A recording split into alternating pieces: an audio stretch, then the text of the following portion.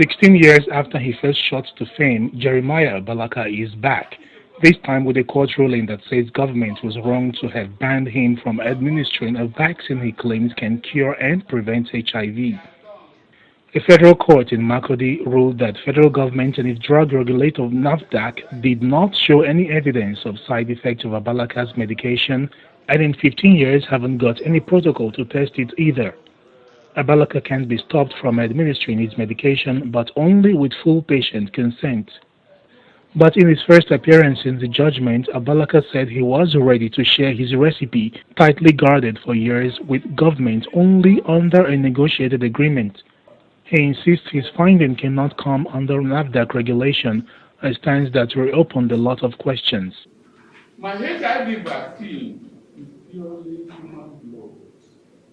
No chemical added to it. So, by the operation of the law as we have now, there's nothing to do with NAFDAC. That's about that. I'm not going to apply to NAFDAC to use human blood products.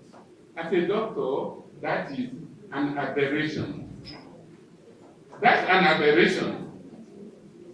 So, did you hear the judge say that my drug, I must go and register to NAFDAC? That's point number one. Point number two, even if I were to register with NAFDAC, you want me to go and apply for NAFDAC, which is more important? Registration with NAFDAC or the life and health of the person? We are talking about HIV. There's no drug you go to apply to NAFDAC today that will get the registration certificate next 6 months, next year. It's a long process. I think this issue goes beyond. It goes beyond the judicial realm.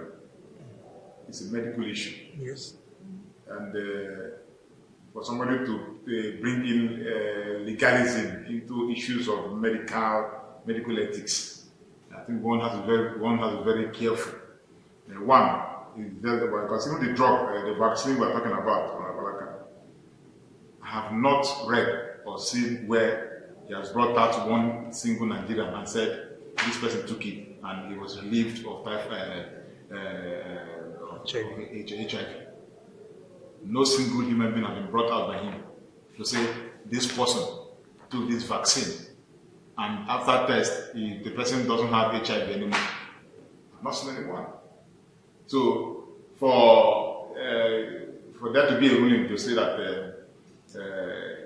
he could continue with his vaccine just because NAFDAC was not able to show that the vaccine is ineffective.